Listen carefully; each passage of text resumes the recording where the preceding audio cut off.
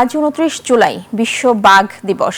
বাঘ সংরক্ষণ ও বিশ্বজুড়ে এর সংখ্যা বাড়াতে প্রতি বছরই পালিত হয় দিনটি। সবশেষ সিসিটিভি ক্যামেরা ট্র্যাপিং ও গণনার তথ্যে জানা গেছে বাংলাদেশে বর্তমানে বাঘের সংখ্যা বেড়ে দাঁড়িয়েছে ১২৫টিতে, যা জলদস্যুদের বিরুদ্ধে অভিযান ও কঠোর নজরদারির ফল বলে মনে করছে বন বিভাগ। খুলনা প্রতিনিধি আশরাফুল ইসলাম নূরের তথ্যচিত্রে মাসুম আলিসার রিপোর্ট।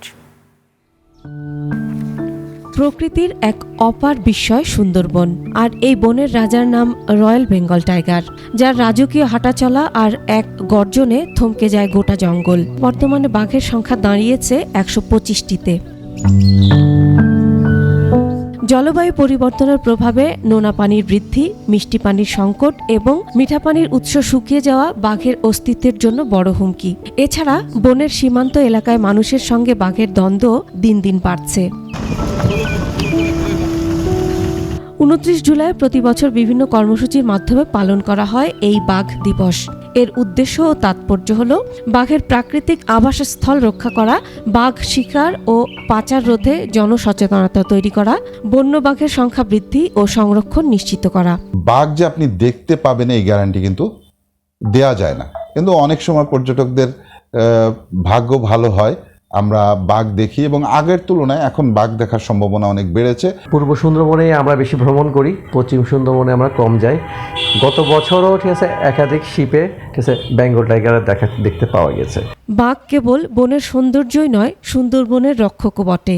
প্রকৃতির এই অমূল্য সম্পদকে টিকিয়ে রাখতে কার্যকর পদক্ষেপ আর সচেতনতার কোনো বিকল্প নেই। শুধু বাঘের সংখ্যা বাড়ালেই চলবে না, চ্যালেঞ্জ এখনো অনেক।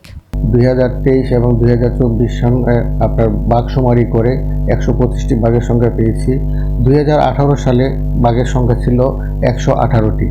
অর্থাৎ সুন্দরবনে আপনার বাঘের প্রতিকূল অবস্থা বিরাজমান বিধায় আপনার বাঘের সংখ্যা বৃদ্ধি পেয়েছে। প্রকৌশলীর মহল জড়িত থাকার কারণে আমরা দেখি যে অনেক বাঘ শিকারী বা প্রাণী হত্যাকারী যারা তারা গ্রেপ্তার হন, কিন্তু গ্রেপ্তার হওয়ার পরে আইনের ফাঁকফোকর দিয়ে তারা বেরিয়ে যান। সেক্ষেত্রে রেস্টিং পার্টি যারা থাকেন, বন বিভাগ বা অন্য দপ্তর, তাদের যেটা উচিত এই আরও সতর্কতার সাথে এজাহারটা তৈরি করা এবং সিজার লিস্ট সেটি আরও সতর্কতার সাথে তৈরি করা। বছরে 1-2 বার দেখা গেছে, কিন্তু বর্তমান বিগত 3-4 বছরে অন্তত 8-10 বার করে বছরে দেখা গেছে।